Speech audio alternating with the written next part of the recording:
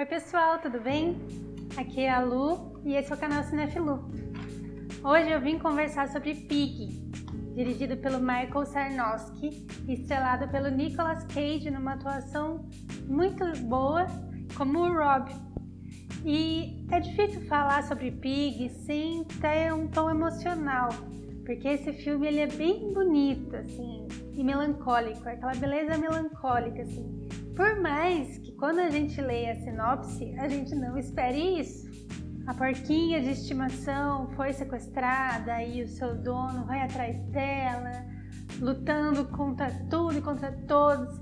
A gente tá esperando um filme de ação, um filme violento, ainda mais depois do John Wick. Mas Pig, ele subverte as nossas expectativas.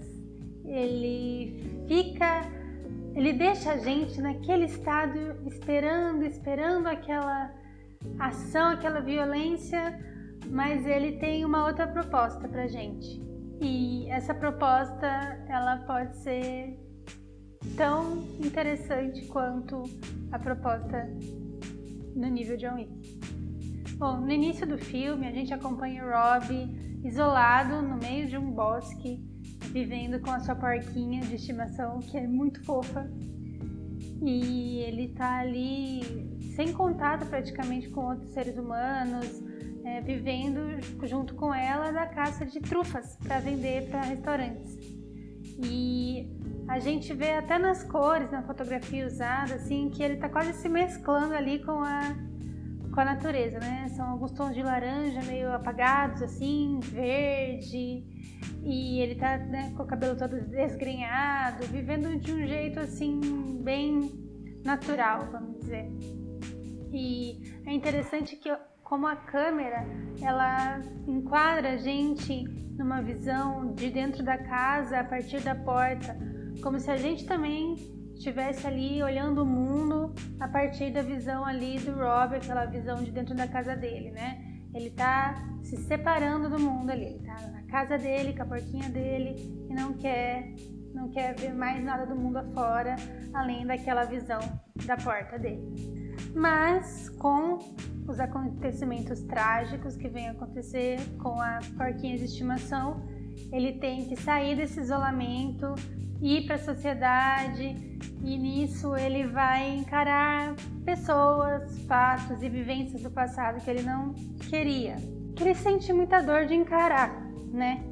E é interessante ver quando ele chega ali na sociedade como ele não, apesar dele ter voltado para aquele mundo lá para procurar a amiga dele, ele não se disfarça mais, ele não vai se submeter aos padrões que ele vivia antes ou que a sociedade vive para entrar de novo nesse mundo. Então o cabelo dele tá desgrenhado, as roupas dele estão sujas e o rosto dele tá todo machucado e ele não faz questão de limpar. E isso mostra, né, como a ferida dele tá tão aberta, tá tão fresca ainda, apesar dos anos, que ele não faz nem questão de esconder. Ele vive aquela ferida, ele é aquela ferida. E é muito interessante ver o contraste, né, dessas cores até, que do Rob com as cores ali daquela sociedade, no carro amarelo do sócio dele, naquele restaurante todo branquíssimo, né? E apesar, né, dessa retomada, a gente vê que ele usa de uma certa forma ali o que ele tinha de prestígio só de forma a tentar salvar essa amiga dele, essa companheira dele. E eu não quero dar nenhum spoiler aqui importante da trama, mas essa história não é uma história nem de redenção e nem de vingança. E nessa pegada de não ser uma história típica de redenção, de vingança, ela também não tem mocinhos ou vilões, apesar de que, né, o filme tenta pegar essa peça na gente no começo, mas os personagens todos, eles demonstram as suas fragilidades em certa hora, né?